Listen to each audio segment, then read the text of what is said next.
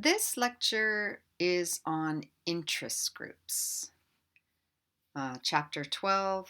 This will be the last chapter for the second portion of your class, and the last chapter about us. As I described in the beginning, the first section we talked about the basis of the Constitution and the historical founding of our nation and how our government was built. The second 6 chapters that we just are finishing now were all about us. So we're going to talk about interest groups now, and be sure to pay attention to the last slides on each one of the presentations to check to know what to study for your exam. All right, so we're going to talk about what interest groups do in American government, how they do it. We'll just talk about whether we think they have too much power and kind of look just briefly a little bit at the historical roots of interest groups and examine the multiple roles that lobbyists play. And then we'll consider whether interest groups are good or bad for America. And that will be one of your essay questions to decide whether you think they're good or bad. You can't just write, I think they're good or I think they're bad. You have to back it up with reasoning, and later on in the lecture, we'll talk about different reasonings why they can be good or bad. You should be able to explain that. All right, so first is our definition of an interest group. This is any organization whose goal is to influence the government. So in my face-to-face class, I usually go around the room and make everyone think of a different interest group.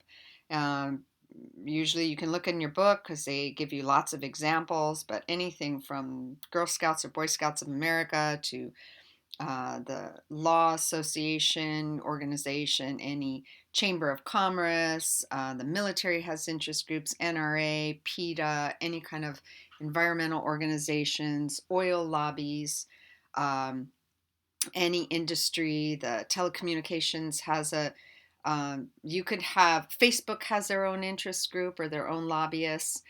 You could also have groups that involve in the internet. You can have different groups come together. Um, the American Medical Association is an interest group. Insurance companies have interest groups. Um, there's human rights interest groups. They go on forever. All right.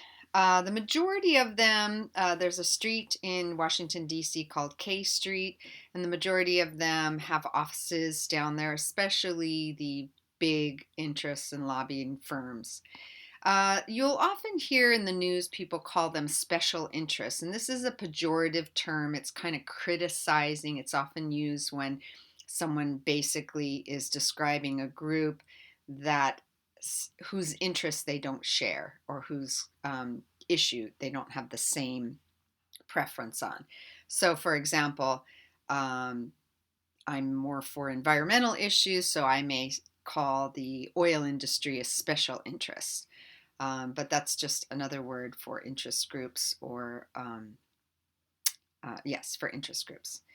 So the roles that interest group play, and you can always point to these if you are thinking at the end of this lecture that interest groups are good, is that they inform their members. So let's just take 2 interest groups to use as examples. We'll take NRA, which is the National Rifle Association, and we'll take the Sierra Club, which is an environmental organization. So just think of those are 2 ends of the spectrum, of a spectrum. And just think of these groups. These are the roles that they play. They have members that sometimes pay a dues to be a part of them, or maybe they just sign up. And their first job is that they inform members. Interest group inform their members of political developments. So you'll get an email or a text saying, hey, this is what's going on in the environment, or this is what's going on with gun regulation. They communicate the members' views. So they'll often send you a petition to sign. They'll say, just click here. Your information will automatically be uploaded, and this will send a letter to your representative telling them how you feel on this. Or sometimes they'll even send it to your state representatives or bureaucracy, or even to the presidents, to the administration. So they communicate your views, and then they also mobilize the public. They encourage people to act politically, to vote, they develop TV ads, they Facebook posting, tweets, all kinds of things to provoke you into action. So interest groups, the roles that they've played in America. So, what do they do for democracy? So, because there are so many of them, we call this pluralism. That means that we have open, participatory style of government, um, in which many, sorry, that should be many different interest groups are represented. Different interest groups push and tug along, which allows collective good to come out. So, either if you have the oil industry, they're pushing for cheaper gas so that they can sell their oil. They might want some subsidies so they can keep the gas cheap so people can continue using gas fueled cars. So they think that this might be a collective good, that you could have cheap gas use. Whereas an environmental interest group would push for more collective things like clean air, combating climate change, etc. And so they might be, the collective good is based on which direction you're looking at. In one of the Federalist Papers, which you can find a couple Federalist Papers in the back of your book, Federalist Papers number 10, Madison talks about this problem of interest group, that they didn't like the idea of interest groups having a say in influencing government. But he felt that the only solution to that was that just have as many as possible, because if you try to control them or stop them, then the stronger, more powerful interest groups might end up having more power. So if you have a question, you're probably having a question on the exam, what would be the solution to the problem of interest groups? And that is more interest groups. Just let them flourish. This does, however, lead to what we call hyperpluralism, which is that there's so many interest groups that it slows down the process of policy making, and it's just so hard to make any decisions, and it creates a gridlock. So we do have this problem. Basically, when a congressperson gets into office and their first day, they suddenly have to know about a lot of different issues. And so interest groups help out on that, but you get interest groups from both sides of an issue, and you can kind of get bombarded, and it's really hard for decisions to be made. But on the other side, when a person is elected to Congress, they don't know everything about nuclear power or renewable energy or military issues or the electric grid or how rulings on the internet should be. So interest groups do help politicians by providing them with easy to read information, bullet points where they can quickly bring them up to speed. Of course, it's going to be in their interest. So it's just a matter of whether the politicians will take from both sides, read both sets of information, educate themselves, and make a responsible decision based on looking at both sides.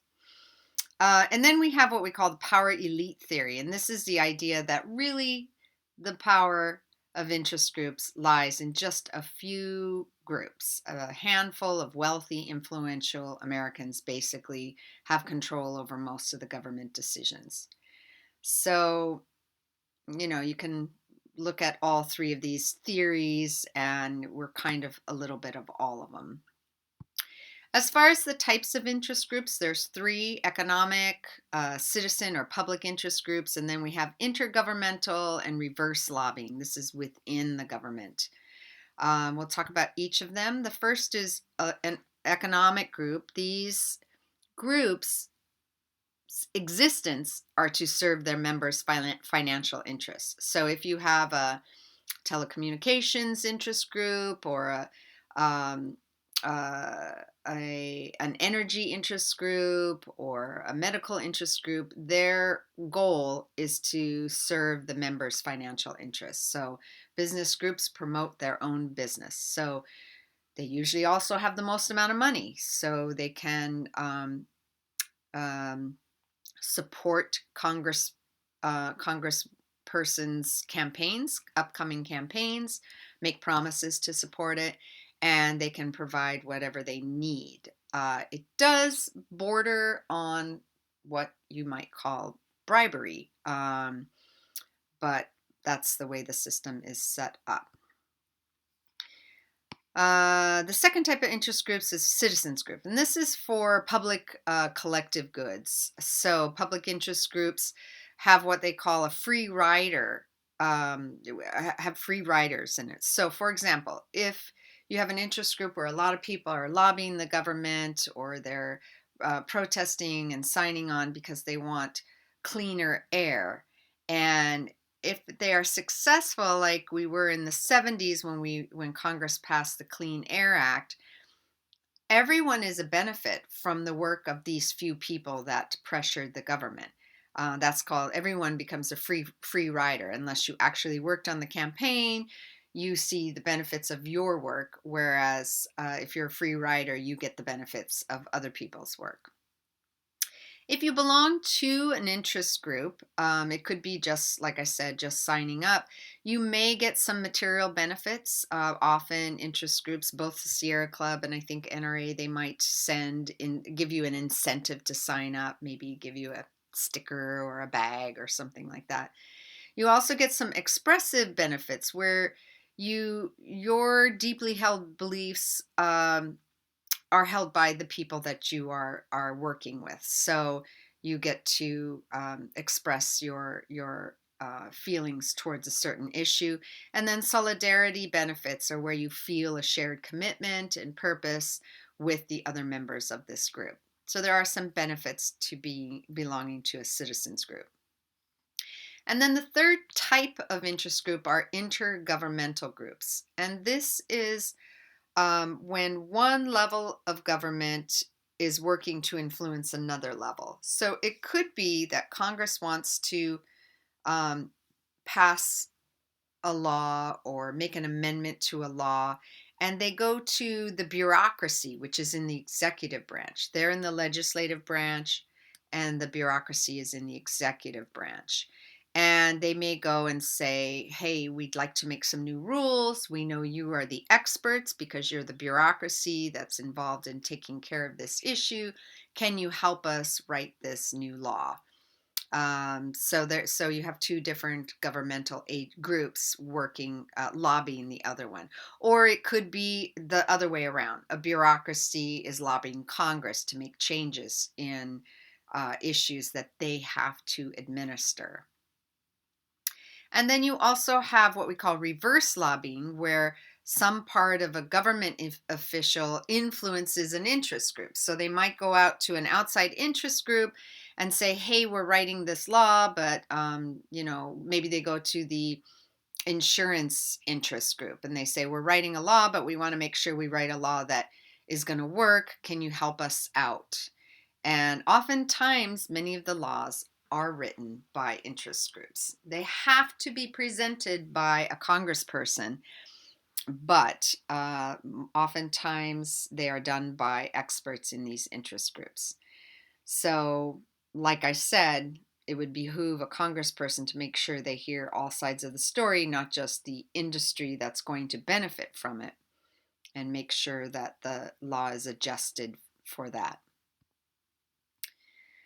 So, the First Amendment in the Bill of Rights guarantees our right to lobby. It says we have the right to petition the government for redress of grievances. So, this says that we get to have interest groups, we get to influence our government, we get to come together. It doesn't necessarily say in an interest group, but it says that we all have that. And so, We can go individually, write letters, call, try to show up in Washington, D.C. to talk to our representatives, or we can belong to a group, and usually a group has more power in numbers, because if an interest group goes and says to a congressperson, hey, we'd like you to pass this bill, and we have 10 million people in our interest group, and if you pass it, they will vote you back into office, but if you don't, they won't.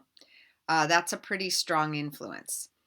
The other influence or persuasion would be money. We will support you in your next campaign, or through some kind of maybe dark money, or maybe it's some kind of PAC or super PAC, or bundle, or 527, like was mentioned in the earlier lecture. So just a little bit of history, and so that's in the Bill of Rights. That's where it says it in the Constitution that we can have interest groups. And in the 1960s, there was an explosion. We had 200 interest groups by the 1950s. There were demonstrations for civil rights against Vietnam War. This is when groups started exploding. And now we have lots of interest groups that are based in Washington, D.C., starting from this era. If you look at the American style of lobbying, it has spread to Europe and Asia, where they organize their interests into peak groups. And now we also see that your book talks about who becomes lobbyists. And now in Washington, D.C., and in many state governments, the people that become lobbyists are often young and plugged in. And we're seeing more and more female, usually with advanced degrees, and more youthful lobbyists. They're young, conservative, and energetic, because you have to really be on top of things. It's a high demanding job. And depending on which interest group you are representing, it could be an issue that you believe in, or it could be an issue that's going to bring you a lot of money. But lobbyists make a lot of money. So if any of you are interested in studying law, most of them have a law degree, but not necessarily. You could have a specialty degree depending on what interest group you are supporting. So that's a career direction some of you may want to go. All right, so this next slide, I've added, you won't find this in your book, but I will have a question on the exam, so please pay attention. My son-in-law used to come to my classes and talk about interest groups when we got to this section, but he used to work for the Nevada Conservation League, and so this comes from the Nevada Conservation League, and they're an environmental organization, and so it just kind of shows you 3 steps, which makes the cycle of accountability that this organization does. And all these 3 steps, almost any other interest group does similar things. So the first step is that they look for candidates that are running for office that they can endorse. So this woman, I believe she's still in office, Nicole Cannizzaro. So they met with her and they said, hey, how do you feel on solar energy? How do you feel on environmental issues? And she seemed to be in this line with this interest group. So they endorsed her as a candidate. So they, like we saw in the elections and campaign lecture, or if you've read in your book, because they're an interest group, they could do an issue ad. So they probably endorsed her by talking about solar energy, and said, our champion for clean energy jobs down here. So they endorsed her, they supported her, they ran some ads during the elections, and she made it into office. And then once she was in office, then they lobbied her. They went to her all the time and said, hey, these are the issues that are coming up to vote in Nevada. By the way, she's a state senator. She was running for state senate. So they lobbied her in Carson City and said, we'd like you to vote this way. And then they kept track of her and everyone else that was in office. For Nevada, I think this one year there was maybe a dozen bills that had to do with solar energy, all different types of bills. So they made like a little scorecard if she and or any of the other politicians voted for an energy or solar energy or a environmental issue, they'd get an A or they'd get a plus. If they voted against, it would mark it down. So say there were 10 bills and the candidate or the official voted for 9 towards the environment, then they would have a 90%. They would get somewhat of an A, like a A or an A minus. So then they issue a report card or a scorecard, and all the members of this organization, when it came time to run for re-election, would get a scorecard on all the people that were in office and how they voted on issues that had to do with the environment. And so once again, they did the same thing. The cycle starts all over, and by this scorecard, they could tell you who they endorsed. And if there were any new candidates, they went out and talked to them, and they endorsed candidates. Then when they got in, they lobbied them. They watched how they voted, gave a scorecard, and it goes around and around. So you would need to know what the cycle of accountability is for interest groups. They endorse a candidate, they lobby the candidate, and they keep track of how the candidate votes while they're in office. The other things that interest groups do is they research for Congress or for, if it's a state government, for the legislature and the state government. They also provide witnesses if there's any kind of testimony in congressional committee hearings. And they can also be position takers. They can go on TV and talk about the issues and support for or against an issue. So these are things that interest groups can provide. So oftentimes you'll see talking heads on the news. They're probably backed or paid by some big lobbying firm, an interest group. Then you also have coalition builders. These are affiliated groups that band together and they form lobbying coalitions.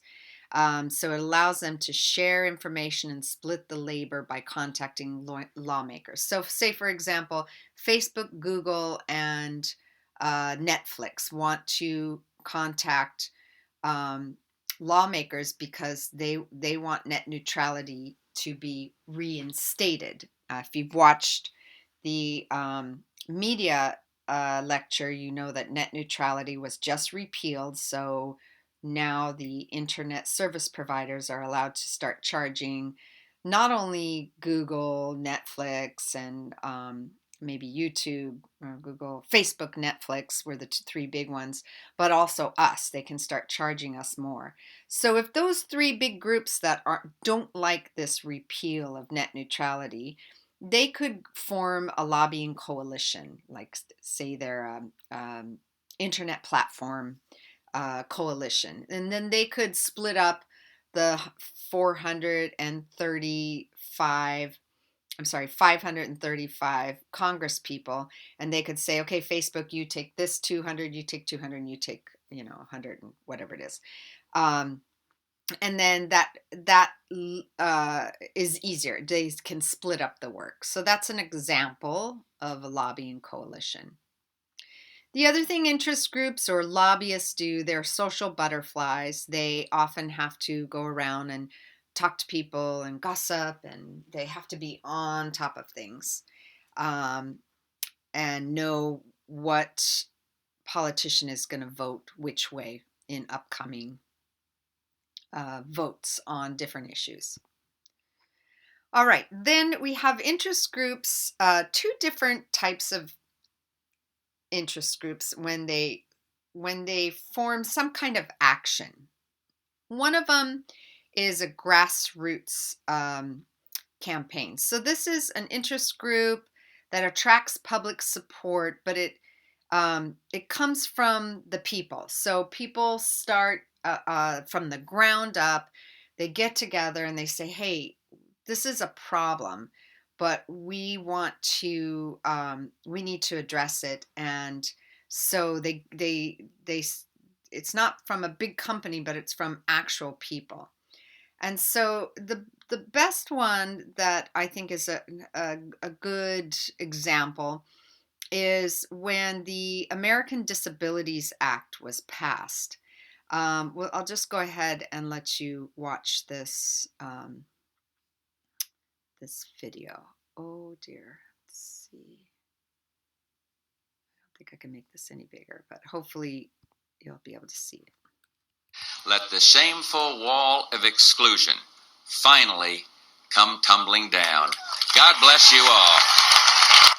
With those words, President George Bush signed the Americans with Disabilities Act into law on July 26, 1990, finally giving disabled Americans their first legal guarantee of equal rights in society more than 2 centuries into the history of the nation. Yet, the ADA wasn't given easily. On March 12, 1990, hundreds of disability activists descended on the Capitol to urge Congress to stop stalling on a vote on the ADA. After a day of speeches, over 60 activists abandoned their chairs and began crawling up the 83 stone steps of the Capitol. The sight of paraplegics dragging themselves across each step was fascinating and repelling for many. For many congressmen, the sight was disturbing. They reacted in anger, furious at the visibility of the protesters' disability, and furious because they knew of no other way to react to the sudden unmasking, in broad daylight, of communities that had for too long been hidden away. Without the initial capacity to cope with or understand the perceived disagreeable sight, the congressman's first instinct was to look away. Yet, the very visibility of the crawl ultimately moved Congress into voting the ADA into law. The Capitol Crawl protest, as an exercise in sociability, demanded human interaction and acknowledgement by manifesting insecurity in a public space. So this is a perfect example. This happened right before they were trying to get this bill passed to require government buildings, amongst other things, but require government buildings to have accessibility ramps and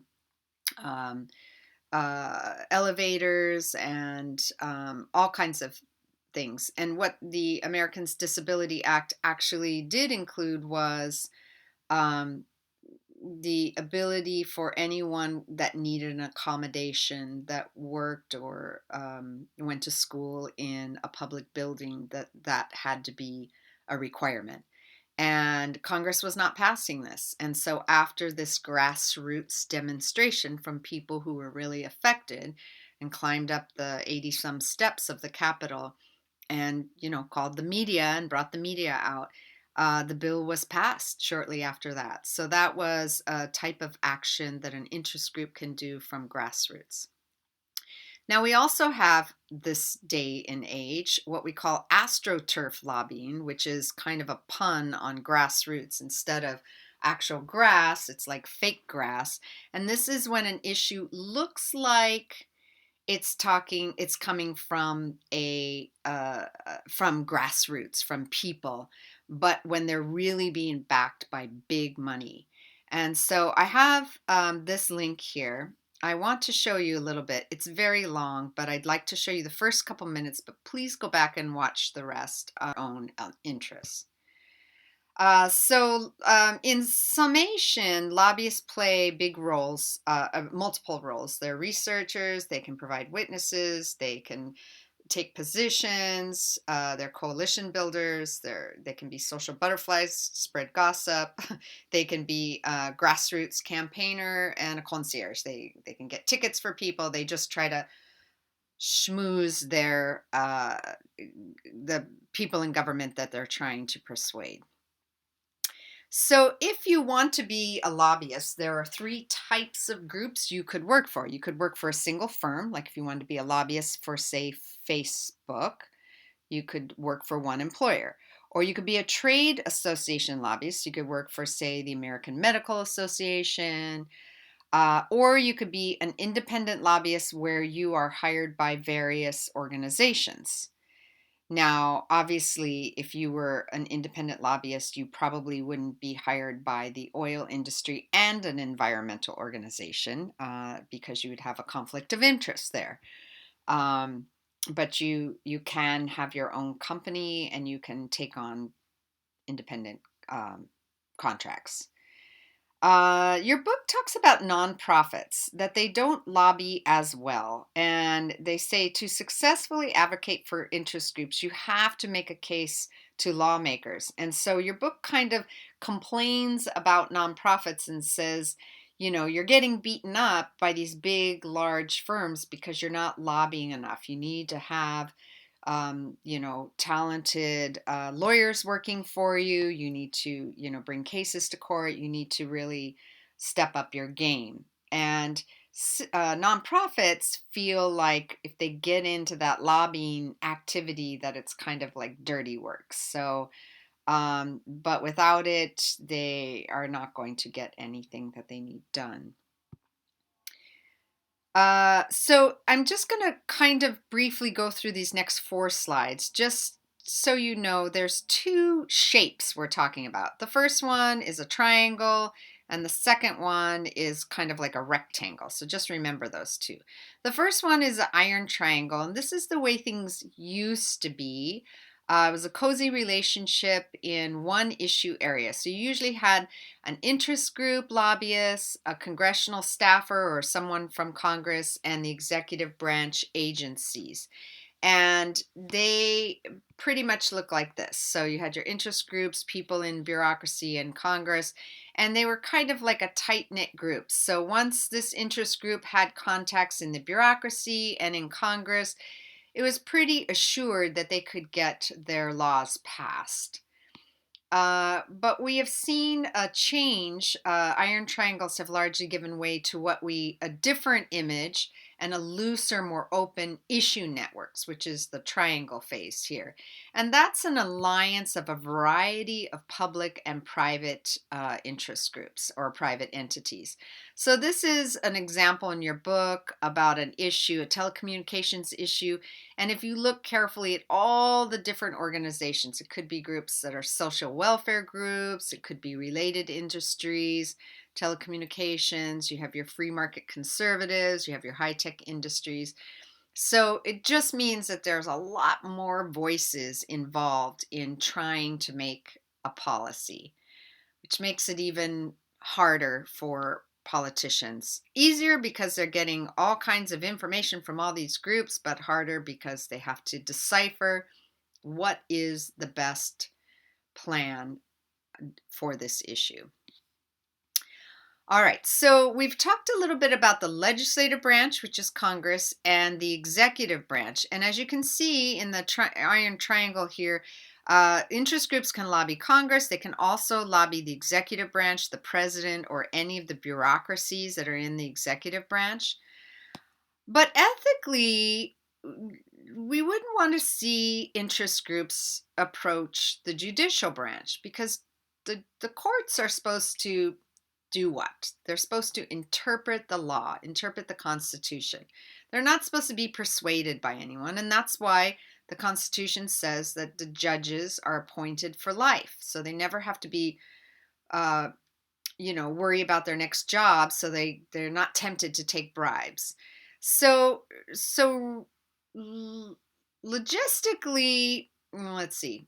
Logically or ethically, they're not supposed to be approached by interest groups. But there are 3 ways that interest groups can lobby the judicial branch. And one of them is they can lobby the president to push for certain confirmations of certain judges, or the Senate to confirm certain judges. You can be sure that when Brett Kavanaugh was being brought up to be appointed for the Supreme Court justice, that there were lobbyists on both sides approaching both the president and all the senators who had to approve his selection.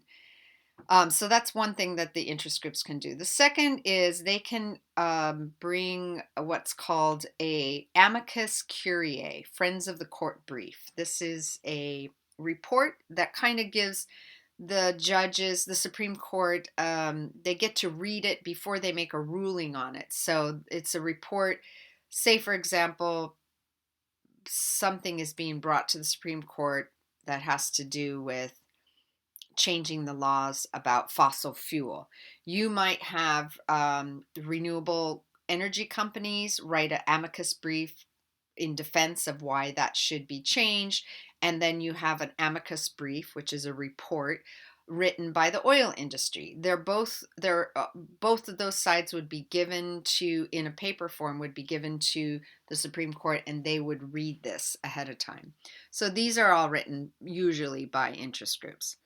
The third way interest groups can lobby the judicial branch is that they can sponsor litigation. They can pay for court cases that are brought and pushed to be seen all the way at the Supreme Court. So you need to know these three things that interest groups can do in order to lobby the judicial branch.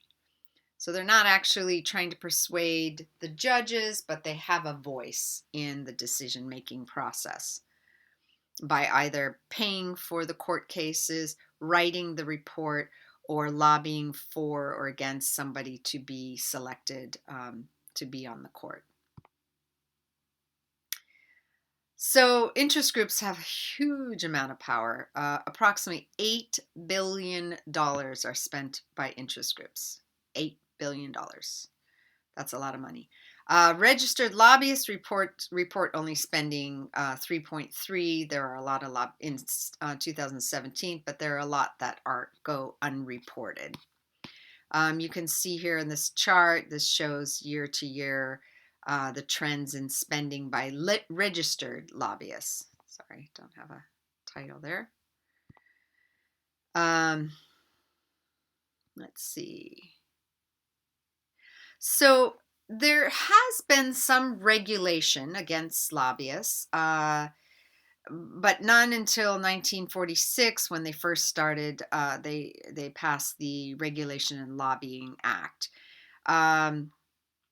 Basically, they said you have to register with Congress if you're going to be a lobbyist. You have to report the amount and sources of your income. And they also had what was called a gift ban. And so your book talks about, the regulation. There was some regulation that eliminates this because they used to bring gifts, or, they would tell the Congress people, we'll take you on a trip or a golfing trip to wherever. And so they've done away with that. And then there's another thing, they used to wine and dine them with dinners. And I believe they made a change in the law that said you are not allowed to have a sit-down dinner with a congressperson, that's against the rules of lobbying. So to get around that, they often have stand-up cocktail parties. So instead of chairs and low tables that you sit down and eat at, they often have high tables that are cocktails with no chairs, so you're not sitting down, and have, lots of hors d'oeuvres passed around. So it could be a full meal's worth, but you're not really having a meal because you're not sitting down at a table. So they're looking for loopholes and ways to continue to try to influence the government and officials to pass certain laws. This slide will give you the links to where you can see. We'll go to the, this is the federal list of lobbyists. Oh, let me see if I can move this over so we can see. Yeah, so they give you the date. These are registered ones, the client, the issues, the name of the lobbyist, and then they have their reports along there. So this is the federal, let's see, 53 pages. Okay, so there's 1,304 entries. And this, I believe, this is the Federal Registry. And then the second link that I have on the slide is for Nevada. So Nevada's lobbyist group, you can see here, you can see who their employers are. Oh, wait, I need a bigger screen. So you have their pictures there. And like, for example, this woman represents Barrick Gold of this is a mining industry. High Sierra Holistic, that sounds like a health thing. This one says Superheroes LLC and the Boys and Girls Club Statewide Alliance. So those are very different. So she's an independent lobbyist and she can represent different unrelated groups. And I'll just go down. These are people who work in Carson City as lobbyists to lobby state lobbyists. This guy here, he represents AT&T, Bonanza Beverage, Couple Beveraging, a bank, FedEx, Those are Stables, Nevada Beverage, Nevada System of Higher Education. So this guy just kind of represents everybody. Same thing here. So you can go to this link and look at the different people, lobbyists. It says there's 1,048 in the state of Nevada. So that's a lot of people lobbying for various things. This link goes to a crash course on interest groups. If you feel like you're still kind of don't understand, I recommend watching the crash course. It can always just kind of solidify the information. And then your book talks about whether you think interest groups are good or bad for America. And they talk about 4 concerns about interest groups. So this would be the bad opinion. That interest groups increase corruption, that there's a division, you have hyper-pluralism where it clogs up the decision-making process in Congress, the accountability problem like we saw in the John Oliver piece on AstroTurf. It's hard to be accountable when people are hiding under dark money.